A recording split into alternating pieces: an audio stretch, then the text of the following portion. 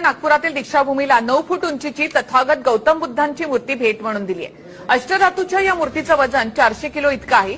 ध्यान मुद्रेमध्ये असलेल्या तथागत गौतम बुद्धांच्या मूर्तीची दीक्षाभूमीमधील स्तूपामध्ये स्थापना करण्यात आली आहे। थायलंडमध्ये जवळपास 8 महिन्याच्या कालावधीमध्ये ही मूर्ती तयार करण्यात आली आहे।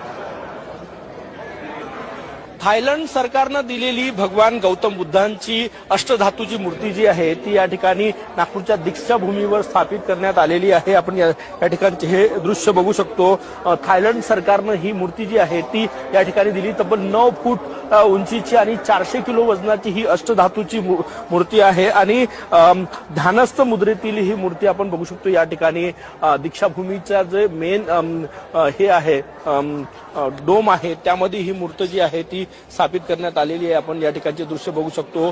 थायलंड सरकारनं ही मूर्ती दिलेली आहे आणि त्याची स्थापना या